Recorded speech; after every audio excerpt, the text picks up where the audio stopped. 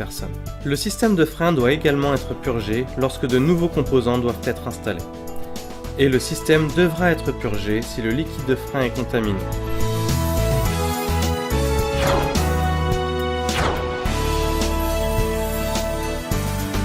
Le liquide de frein absorbe effectivement de l'eau.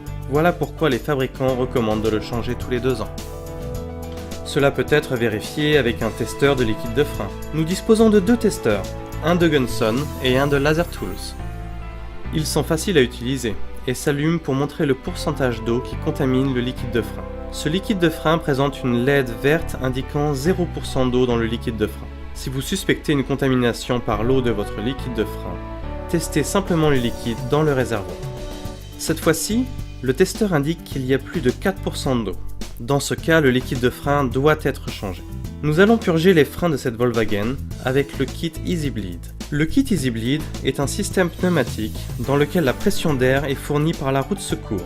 Préparez la roue de secours en la plaçant près du réservoir du liquide de frein. La pression maximale recommandée est de 20 PSI, environ 1,3 bar. Mais dans le cas de cette vieille voiture, qui a presque 50 ans, nous allons préparer la pression du pneu à 10 PSI, environ 0,7 bar, afin de protéger le réservoir du liquide de frein. La première étape est de sélectionner la bonne taille de bouchon pour aller sur les réservoirs du liquide de frein. L'Easy Bleed est fourni avec une variété de tailles de bouchons qui convient à de très nombreuses applications. Si le bouchon à la bonne taille n'est pas disponible, la gamme Gunson offre 2 bouchons ajustables qui vous permettront d'utiliser l'Easy Bleed sur la plupart des véhicules. Avant de démarrer la purge, il est préférable de pressuriser le système sans mettre de liquide de frein dans la bouteille. Vérifiez qu'il n'y ait aucune fuite d'air ou de liquide. Nous sommes maintenant prêts à purger les freins. La bouteille de l'Easy Bleed est remplie du liquide de frein préconisé par le constructeur. Assurez-vous que la bouteille puisse se tenir droite. Sur de vieux véhicules tels que celui-ci, le maître-cylindre alimente les 4 roues dans un unique système. En conséquence, la première roue à être purgée est celle qui est la plus éloignée du maître-cylindre. Dans ce cas, il s'agit de la roue arrière gauche en premier. Avant de pressuriser le système, nous allons préparer la vis de purge. Parce qu'elles sont assez petites, les vis de purge peuvent se gripper et parfois se casser. Nettoyez-les et utilisez un spray en prenant garde de ne pas mettre, entre autres, sur le disque et sur les plaquettes de frein.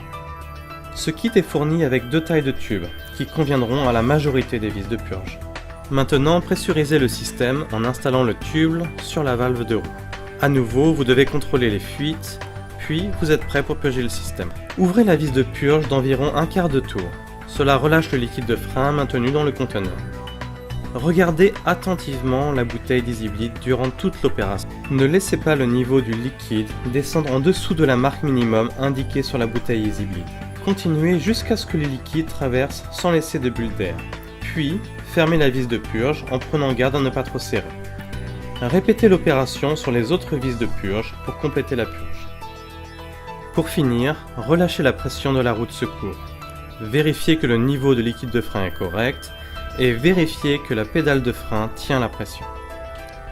Enfin, nettoyez en utilisant un nettoyeur pour liquide de frein et vérifiez le système pour des fuites autour des vis de purge en particulier.